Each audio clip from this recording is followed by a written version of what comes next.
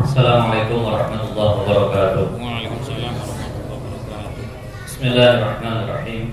Bimardatillahi subhanahu wa ta'ala wa hidayatihi wa inayatihi wa taufiqihi wa ila hadratin nabiyil mustafa Muhammad wa ala alihi wa sahbihi ajma'in wa li jami'il muslimin wal muslimat wal mu'minin wal mu'minat al ahya'i minhum wal amwat wa li jami'i masyayikhina wa khususan li muallifi hadzal kitab Al-Fatihah. A'udzu billahi minasy syaithanir rajim. Bismillahirrahmanirrahim. Alhamdulillahi rabbil alamin. Arrahmanir rahim. Maliki yaumiddin. Iyyaka na'budu wa iyyaka nasta'in. Ihdinas siratal mustaqim. Siratal ladzina an'amta 'alaihim ghairil maghdubi 'alaihim waladdallin. Amin. Alhamdulillahi rabbil alamin. Wassalatu wassalamu ala asyrafil anbiya'i wal mursalin Sayyidina wa maulana Muhammadin wa ala alihi wa sahbihi ajma'in. Amma ba'du, Rabbi yassir wa la tu'assir, Rabbi tamim bil khair. Qala al-muallif rahimahullahu ta'ala wa nafa'ana bihi wa bi barakati 'ulumihi fid dharain. Amin. Alhamdulillah, kembali kita dapat lanjutkan kaji kita dengan kitab Matla'ul Badrain, pembahasan tentang fan ilmu fikih di rubu' munakahat. Allah.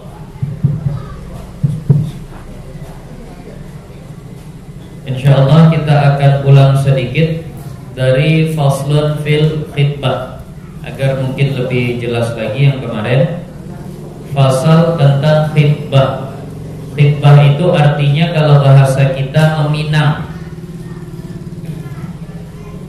menyampaikan keinginan ingin menikahi seorang wanita, maka itulah pengertian daripada khitbah. Di sini tertulis halal meminang akan perempuan yang sunyi daripada nikah dan daripada iddah. Boleh meminang wanita yang statusnya belum menikah atau sudah tidak bersuami, awalnya bersuami kemudian sudah kosong dari pernikahan. Jadi boleh dipinang wanita yang kosong daripada status perkawinan, baik yang masih gadis ataupun yang janda. Kemudian dan juga syarat berikutnya, kalaupun dia janda harus sudah sunyi daripada iddah. Artinya tidak dalam masa iddah. Iddah itu apa? Iddah itu adalah masa tunggu seorang wanita. Tarabbusul mar'ati, masa tunggu seorang wanita untuk memastikan kosongnya rahim. Itu hikmahnya. Jadi di sini lanjutannya yang lalu, dan harus artinya boleh dilintangkan dengan, maksud dilintangkan dengan bahasa yang tidak jelas, dan disindirkan atau dengan bahasa sindiran, dengan meminang dalam mengkhitbah atau meminang. Jadi boleh kita sampaikan keinginan kita menikah, boleh kita sampaikan kalimat pinangan kita kepada seorang wanita, tapi jangan dengan bahasa yang jelas. Pakai bahasa sindiran atau bahasa yang tujuannya agak samar. Nah, kepada siapa itu boleh disampaikan?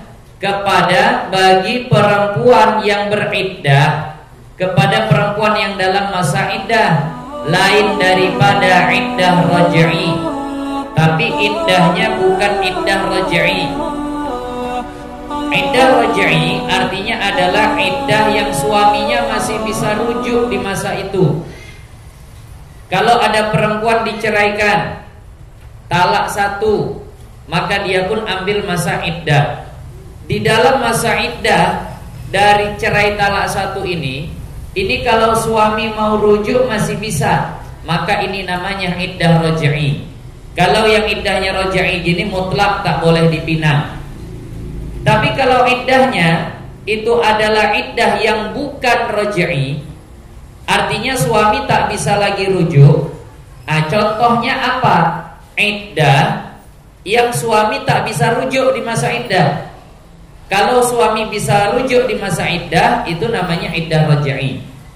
Nah, ini yang mau dibahas, iddah tapi suami tak bisa rujuk di masa iddah. Contohnya apa?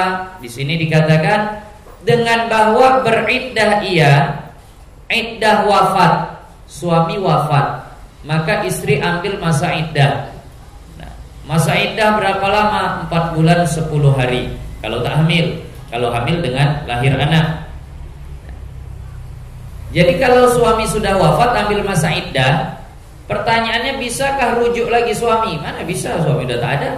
Nah, maka ini berarti bukan iddah raj'i. Ini boleh dipinang dengan bahasa sindiran.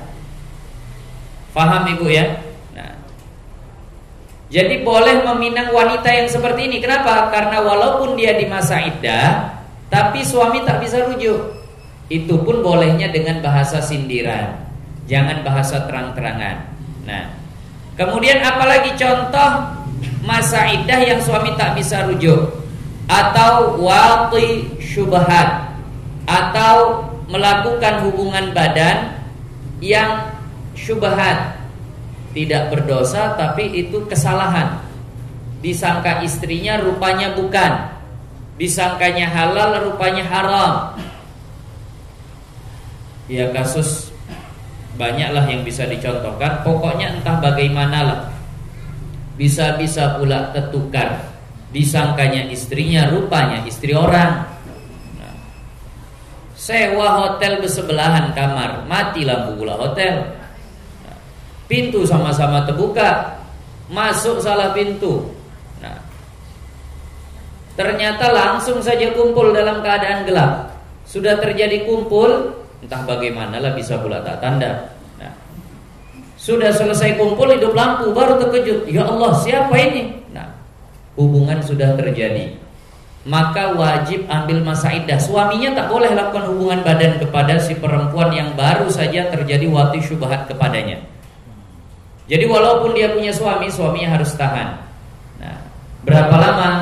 Ya sama, 3 kali suci. Walaupun nanti perbedaan ulama ada di antara situ. Dengan sekali suci kan udah pasti bisa. Ini kan bukan iddah, bukan iddah cerai. Jadi nanti ada perbedaan pendapat ulama yang akan kita bahas mungkin nanti lebih khusus di masalah iddah. Jadi suami tetap tak boleh kumpul. Kenapa? Takut tercampur, mohon maaf, takut tercampur mani. Jadi nanti kalau hamil, ini hamil dari yang mana? Dari yang wati syubhatnya, yang tak sengaja itu, atau dari suaminya? Jadi supaya nasab tidak jadi kacau, tidak jelas, maka si suami harus tahan diri. Nah itu pun namanya iddah. Nah kalau ini misal terjadi kepada seorang wanita yang masih gadis, entah bagaimana bisa pula kejadian seperti itu. Nah, bisa pula kejadian seperti itu kepada yang gadis. Nah, habis itu dia harus beriddah, nggak boleh dia menikah dulu sampai habis masa iddahnya. Karena kejadian wati syubhat kepada gadis, bolehkah gadis ini dipinang? Boleh. Kenapa? Karena nggak ada suami yang bisa merujuk saat itu. Tapi pinangannya tetap dengan bahasa sindiran. Nah, paham maksudnya? Ada gadis, entah bagaimana kasusnya, melakukan hubungan badan, tak sengaja atau tak sadar atau terlupa atau bagaimanalah kasusnya, baru teringat, ya Allah, ini bukan suamiku dan aku pun entah bagaimana kok bisa tak sadar, linglung saat itu akhirnya terjadi hubungan seperti itu. Maka dia harus ambil masa iddah. Tapi apakah ada suami yang bisa merujuk di masa iddahnya? Tidak, orang hubungannya tak sengaja, dia pun belum bersuami. Maka saat itu boleh dia dipinang oleh orang lain, tapi pinangnya sindiran. Nah, kemudian apa lagi contohnya? Nah, contoh iddah yang suami tak bisa rujuk atau bercerai bain. Nah, atau bercerai bain. Bain ini lawan dari raj'i tadilah. Talak 3 itu namanya talak bain. Kalau sudah talak 3 tak bisa lagi bahasanya rujuk. Nah, maka saat itu boleh dipinang di masa iddahnya tapi dengan bahasa sindiran. Kenapa suami tak bisa rujuk? Nah, dengan talak, atau fasakh, atau dipisah secara fasakh. atau terfasakh. Nah, kalau fasakh ini biasa karena ada aib, didapati ternyata istri ataupun suami punya cacat yang hari itu udah kita jelaskan, maka dituntut ke hakim, akhirnya fasakh. Nah, tadi akhirnya fasakh. Nah, ambil masa iddah, maka boleh di situ dipinang dengan bahasa sindiran, atau terfasakh dengan sebab murtad, suami na'udzubillah murtad, maka langsung putus pernikahan, ambil masa iddah, kan begitu. Bisa rujuk? Nggak bisa, karena suami udah beda agama. Maka saat perempuan ini terpisah dari suaminya karena suaminya murtad misalnya, maka si perempuan ini itu boleh dipinang. Kenapa? Karena dia ambil iddah yang suaminya tak bisa rujuk kepada dia. Suami murtad dan beda agama, mana bisa rujuk? Maka oleh sebab itu boleh dipinang dengan bahasa sindiran. Atau radha', atau dengan sebab menyusui. Nah, ini kasus yang memang mungkin tak akan terjadi, tapi gambarannya bagaimana? Begini. Kalau seorang wanita menyusukan orang lain yang bukan anaknya, maka ada kemungkinan orang lain itu menjadi mahramnya dengan sebab anak itu disebut anak susuan dengan beberapa syarat. Syarat yang pertama, laki-laki yang menyusu tadi usianya belum sampai 2 tahun. Syarat yang kedua, menyusunya 5 kali masa susuan. Kalau masih sekali 2 kali belum lagi jadi anak susuan. Nah, itu tadi. Nah, jadi kalau seandainya lah ada anak kecil umur setahun dinikahkan dengan wanita dewasa, secara fikih ya itu boleh saja. Tapi anak kecil yang masih setahun ini kalaupun mau menikah itu harus walinya yang menikahkan. Nah, itu harus walinya yang menikahkan. Tapi ya ini memang kasus kita agak payah cari contohnya. Kalau seandainya seperti itu. Itu ketika suami begitu kemudian disusui, kan jadi anak susu, maka langsung otomatis terpasang. Tapi kalau suami yang sudah besar pula, bukan setahun lagi, udah 30 tahun, udah 40 tahun, itu udah tak ada istilah jadi anak susu. Nah, jadi nggak ada pengaruh air susu kalau sudah di atas 2 tahun. Nah, jadi ya kadang pertanyaan-pertanyaan itu sering dipertanyakan. Ketika mendengar kalau wanita menyusukan laki-laki maka anak laki-laki maka anak itu jadi anak susuan. Ucat beberapa bapak-bapak dengar itu, Masya Allah. Mana ini? Nah, 5 kali masa susuan, Masya Allah, dan lebih 5 kali, tak berapa kali pun sudah. Nah, itu ada syarat lagi, laki-lakinya usianya belum 2 tahun. Kalau udah 20 tahun, 30 tahun nggak ngaruh, nggak ada masalah. Dia akan berubah jadi anak susuan. Allah. Nah, adapun disharihkan meminang baginya maka haram. Nah, jadi kalau terang-terangan meminangnya itu haram. Nah, kan dalam masa iddah boleh dipinang karena suaminya tak bisa rujuk, betul. Tapi itu pun bolehnya dengan bahasa sindiran. Kalau terang-terangan haram. Jadi semua tadi yang ditinggal mati suami, yang ditalak 3 suami, atau yang terpasak dengan sebab aib, maka itu semua dalam masa iddah yang suaminya tak bisa rujuk, boleh dipinang, boleh. Tapi bahasanya sindiran, tak boleh terang-terangan. Nah, itu tadi. Kecuali kalau yang meminangnya adalah bekas suaminya. Contohnya bagaimana? Ini misal begini. Ada suami istri, lalu terjadi khulu'. Khulu' itu tebus talak. Kata si istri, "Bang, ceraikan aku kasih abang uang 2 juta." Kata si suami, "Iya." Nah, maka jatuhlah yang namanya khulu'. Jatuh talak. Talak berapa? Talak 1. Tapi tak bisa rujuk. Kenapa? Karena istri cerai pakai bayaran.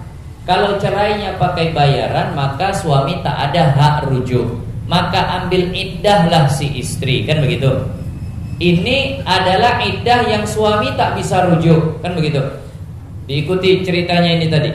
Ada suami istri bercerai dengan pakai bayaran dari istri. Itu istilahnya khulu'. Kalau khulu, tebus talak itu terjadi, maka perceraian jatuh, tak ada hak rujuk dari suami. Nah, itu. Maka ketika itu terjadi, suami tak bisa rujuk. Perempuan ini pun ambil masa iddah. Tadi ketentuannya, kalau ada perempuan dalam masa iddah, suaminya tak bisa rujuk, boleh dipinang. Tapi pakai bahasa sindiran, terang-terangan tak boleh. Tapi seandainya yang meminang ternyata suaminya yang menghulu ini, maka itu boleh terang-terangan. Dia balik, aku mau nikah sama kau. Bang, macam-macam abang bilang gitu. Aku ini dalam masa iddah, nggak boleh terang-terangan gitu. Ya kan iddahnya dari aku, jadi ya boleh saja kalau iddahnya dari aku. Nah, jadi itu tadi. Kalau kasusnya begitu, boleh si suami terang-terangan meminang istri. Kenapa? Karena memang iddahnya dari dia. Tapi kalau orang lain yang meminang perempuan itu nggak boleh terang-terangan, harus sindiran. Bisa dipahami nih kira-kira. Belum sampai talak 3. Asal belum sampai talak 3. Kalau sudah talak 3 nanti tak boleh meminang. Nah, maka haram dengan ijma', itu sepakat ulama, kalau perempuan dalam masa iddah raj'i, dalam masa iddah yang tidak raj'i dipinang dengan terang-terangan, itu haram, tak boleh. Dan adapun yang raj'iyah, adapun yang masa iddahnya suaminya masih bisa rujuk, talak 1 atau talak 2 tanpa tebusan. Nah, talak 1, talak 2 tanpa tebusan, maka ini suami masih punya hak rujuk di masa iddah istri. Nah, apakah orang lain boleh meminangnya? Tak boleh. Maka tiada harus, maka tidak boleh disindirkan meminang seperti disorihkan dia. Baik sindiran ataupun terang-terangan tetap tak boleh. Kenapa? Suami masih ada hak rujuk. Suami boleh meminang, apa yang dipinang? Rujuk sajalah. Nah, tadi. Kenapa? Karena suami masih boleh rujuk. Nah, tadi kalau seandainya suami sudah talak 3, suami sudah talak 3 kepada istrinya, ini hanya kasus tambahan. Bolehkah suami tadi meminang istri yang sudah ditalak 3 tadi itu? Nah, boleh nggak? Tak boleh. Udah habis masa iddahnya, tak boleh juga. Ada istri ditalak 3, dah. Di masa iddahnya orang lain boleh pinang secara sindiran, dia tak boleh, baik sindiran ataupun terang-terangan. Habis iddahnya tetap tak boleh juga, baik sindiran ataupun terang-terangan. Kenapa? Karena haram dia menikah dengan perempuan itu. Kenapa sudah talak 3? Kecuali kalau perempuan ini sudah menikah dengan orang lain, kemudian dijima oleh orang lain tadi, kemudian ditalak oleh orang lain tadi. Kalau talak dari orang lain tadi itu talak bain, misal talak 3, maka bekas suami boleh pinang secara sindiran. Tapi kalau seandainya talaknya talak raj'i, masih belum boleh juga. Begitu habis iddahnya dari suami kedua, silahkan kalau mau dipinang secara terang-terangan atau sindiran. Karena memang sudah kita ketahui bersama, perempuan yang ditalak 3 tak boleh dia kembali bersama suaminya sebelum terpenuhi 5 syarat. 5 syarat boleh balik lagi setelah talak 3. Syarat pertama apa? Habis iddah dari suami pertama. Syarat kedua, menikah dengan suami kedua, artinya orang lain lah maksudnya. Menikah dengan orang lain atau kita bilang suami kedua. Syarat ketiga, jima dengan suami kedua. Dengan catatan, mohon maaf, jimanya harus dari jalur yang benar. Kalau dari, mohon maaf, liwat ataupun dari dubur itu belum dianggap. Harus memang dari jalur yang benar. Itu ketiga, harus dijima. Syarat keempat, diceraikan sama suami kedua. Syarat kelima, habis iddah dari cerai untuk suami kedua tadi, barulah boleh balik lagi dengan suami pertama. Yang sering tanya orang, kalau direkayasa disengaja bagaimana? Ini di antara hukumnya secara fikih sah, tapi kita bukan hanya memandang fikih saja. Kalau saya ditanya gitu, tetap saya gunakan hadis Rasulullah yang berbunyi la'anallahu al-muhallila wal muhallala lahu.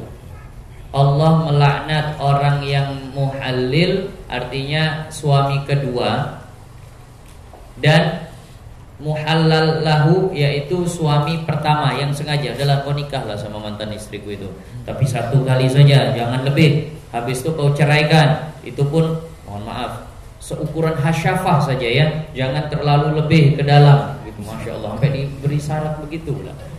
Jadi seukuran hasyafah. Nah, ya yang paham hasyafah pahamlah, yang tidak sudahlah. Nah, senyum paham berarti maksud. Nah, jadi kalau seandainya begitu bagaimana? Secara fikih, kalau tidak disebutkan di akad, ya sah saja. Nikahnya hukumnya makruh saja. Tapi secara etika betul-betul tak beretika, macam mainan perempuan tuh dibuat. Oper sana, oper sini, balik lagi. Ya Allah ya Rahman. Jadi tetap secara batin itu diharamkan, walaupun zahirnya, karena akad fikih ini kan penuh hilah memang. Fikih ini menang di akad, banyak yang bisa dihilah-hilahkan. Nah, tapi itu tadi tetap niatannya apa? Kalau seandainya begitu itu tak bagus. Paling ada pendapat seperti ini, nggak ada kesepakatan dari suami, nggak ada kesepakatan dari pihak istri, tapi kawan ini melihat, ya Allah, orang ini sebenarnya sama-sama suka ini. Orang ini sama-sama suka, masih ingin bersama, tapi orang ini tahu hukum. Orang ini tak mau bahasanya dengan muhalil segala macam begitu, tahu orang ini tuh tak bagus. Maka laki-laki ini sengaja dia nikah sama perempuan tuh. Nah, habis tuh udah nikah tanpa ada kesepakatan, tanpa ada sepengetahuan, cuma laki-laki ini inisiatif sendiri. Habis dijima sekali diceraikannya. Maka ulama katakan yang begitu tak ada yang berdosa. Kalau seandainya begitu tak ada yang berdosa. Nah, yang ada masih diperselisihkan tentang kesepakatan adalah, kan selama tak disebut di akad itu boleh-boleh saja. Karena mut'ah pun begitu. Mut'ah itu kan kawin kontrak, sebulan saja, sehari saja, mahar sekian, panggil wali hakim. Itu bisa dimain-mainkan kalau seandainya kita terlalu luas, terlalu mudah dengan yang seperti itu. Panggil perempuan, aku suka samamu. Nah, kita nikah 2 hari saja, tapi nanti waktu akad nggak usah dibilang, kita udah sepakat nih ya. Nah, itu gitu bisa tuh, kawin lari kepada wali hakim, yang wali hakimnya ternyata fasik, mau saja menikah-nikahkan gitu, yang penting dia dapat duit. Sementara wali hakim fasik, sah saja menikahkan. Dah 2 hari mahar sekian, habis itu dah talak, cerai. Kan bisa dimain-mainkan kalau kita terlalu bermudah-mudah dengan yang seperti itu. Maka kalau saya pribadi, saya bilang udah cari saja yang lain, tak usah sampai muhalil. Kan betul boleh, iya. Kalau masalah ilahnya betul bolehnya secara fikih memang iya. Tapi nanti mut'ah pun jadi bisa dimain-mainkan seperti itu. Karena memang mut'ah itu, kawin kontrak itu yang haram kalau disebutkan di akad. Saya nikahkan kepadamu, kata si wali, anakku selama sebulan saja. Nah, dengan mas kawin sekian, saya terima nikah anak anda selama sebulan. Itu yang haram. Kalau tak ada disepakati begitu, ya boleh saja, sah saja. Tapi kalau kesepakatannya di balik layar, pokoknya kita nikah seminggu saja. Nah, nanti aku kasih sekian, habis itu udah kita cerai, besok pindah lagi cari perempuan yang mau dikasih begitu. Ya nikah sah terus memang. Tapi apa mau kita agama dijadikan permainan seperti itu? Maka muhalil itu juga kasusnya seperti itu. Khawatir nanti ada yang memang profesinya jadi muhalil. Profesinya jadi muhalil, mau dirasakannya saja semua itu tadi. Ya Allah ya Rahman, kan hina. Jadi Islam ini pandangannya tak baik. Kok ada? Kok dilegalkan dalam Islam profesi seperti itu? Kan dikhawatirkan seperti itu. Maka bagi kita yang mungkin berada mungkin di KUA-nya segala macam, jangan dimudahkan kali yang seperti itu.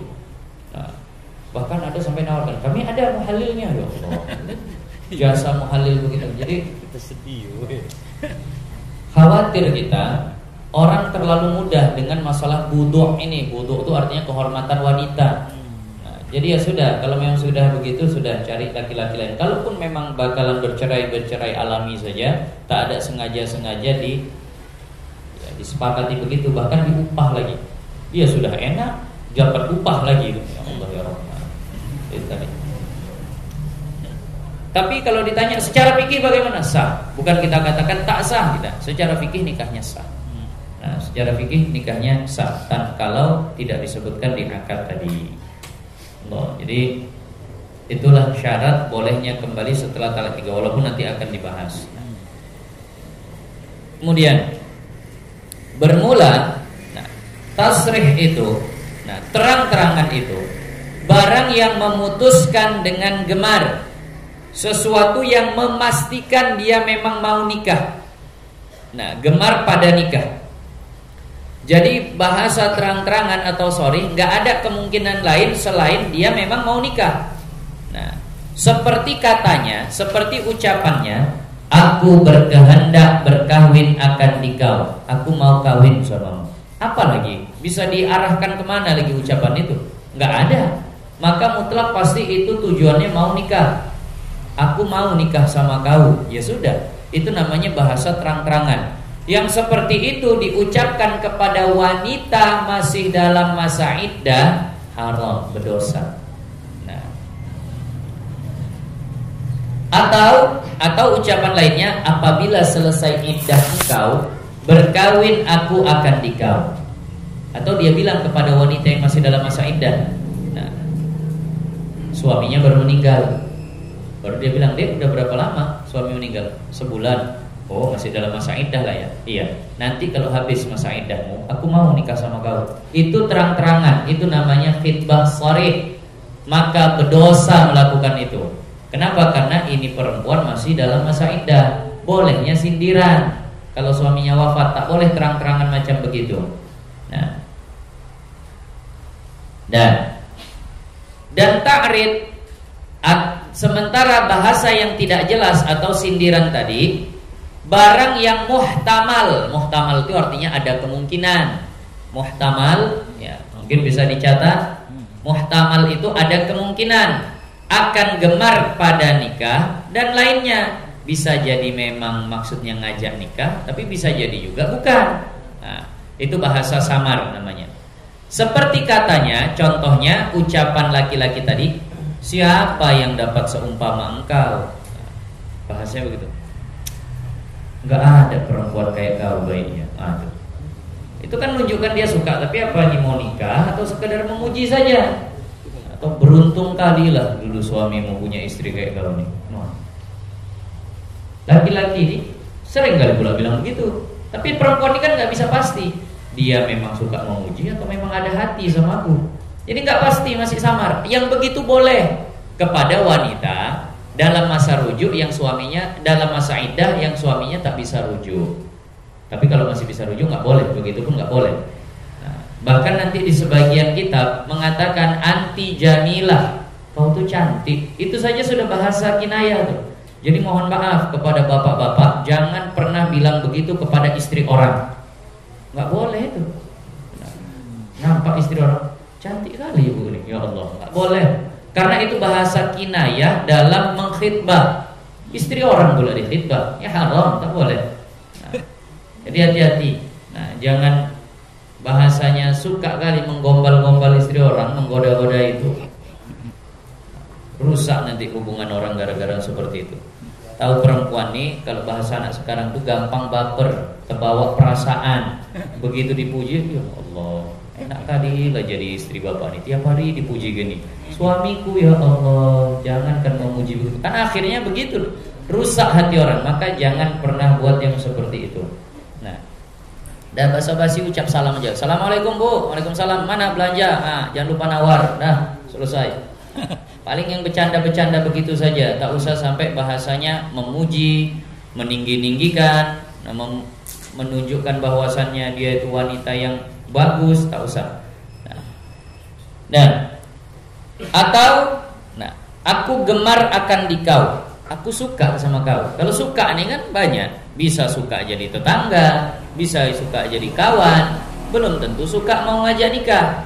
Maka kalau begini, ini kalimat ta'rid, kalimat sindiran namanya.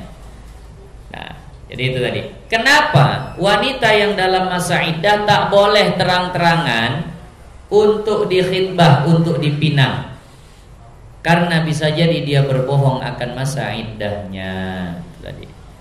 ditalak 3 sama suami, haid baru sekali, suci baru sekali, kan harusnya 3 kali suci. Datang laki-laki meminang dengan bahasa terang-terangan. Nanti kalau habis iddahmu bilang ya, biar ku lamar kau, aku mau nikah sama kau nanti. Kan terang-terangan tuh. Nah tunggunya ya Allah, lama kali. Nanti sholat berpaling abang tuh. Ini udah berapa bulan? Udah 3 bulan, tapi suci baru 2 kali. Udahlah bilang saja 3 kali. Timbang berpaling nanti abang tuh. Nah akhirnya bisa dia berbohong. Nah karena takut sudah. Nah, suamiku sudah nikah, aku juga bisa, tapi kok lama kali nunggu masa iddah habis nih. Sementara sudah ada yang mau, maka tak boleh terang-terangan membawa kepada bohong si perempuan tadi. Kalau di kitab tuh bahasanya mohon maaf, bahkan di situ dikatakan karena memang kebanyakan wanita itu lebih berpegang kepada perasaan daripada agamanya. Begitulah bahasa di kitab. Min qillati dayana, karena sedikit pegangannya, sedikit agamanya. Begitulah kebanyakan perempuan. Bukan saya yang bilang, tapi tertulis memang di kitab. Nah, kemudian hukum jawab bagi meminang itu seperti hukum meminang, halalnya dan haramnya. Lalu bagaimana dengan si wanita yang dipinang? Bolehkah dia jawab atau tak boleh? Tergantung. Kalau pinangannya halal, maka halal menjawabnya. Kalau pinangannya haram, maka haram menjawabnya. Sadar bahwasannya dia sedang dalam masa iddah. Dia sedang dalam masa iddah. Walaupun iddahnya mungkin iddah talak 3. Datang seorang laki-laki. Nah, Dek, katanya udah cerai. Iya. Talak berapa? Talak 3. Oh, habislah udah ya. Iya. Nanti kalau habis iddah, mau aku jadi suamimu.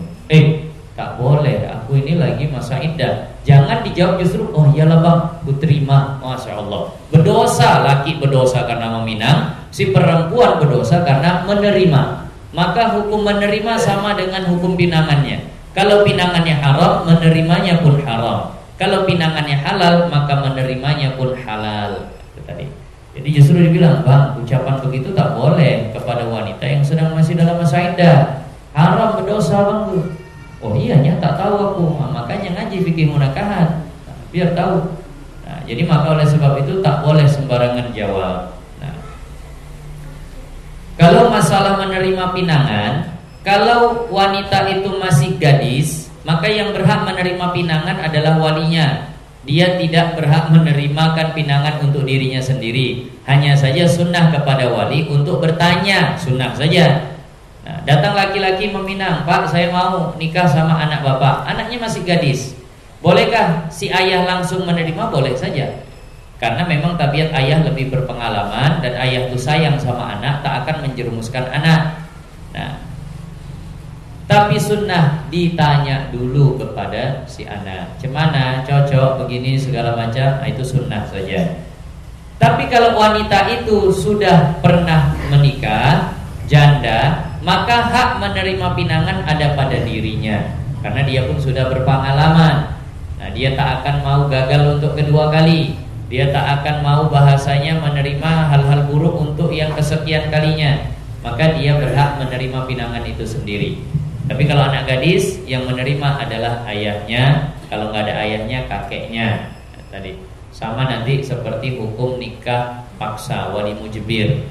Nah, berhak menikahkan itu ayah dan kakek nanti. Nah, kemudian dan haram meminang atas pinangan orang lain.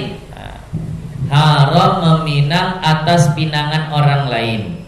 Ada laki-laki sudah dipinangnya perempuan itu. Kita tahu, ya Allah, dia duluan pula meminang.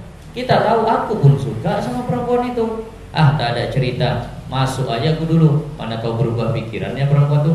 Haram, tak boleh. Nah, jadi kalau orang dulu ada istilah, sebelum janur kuning tegak, maka pantang mundur. Salah. Sebelum pinangan diterima, silahkan saja maju. Tapi begitu pinangan orang sudah dia terima, mundurlah. Karena haram meminang di atas pinangan orang lain dengan syarat. Nah, syaratnya apa?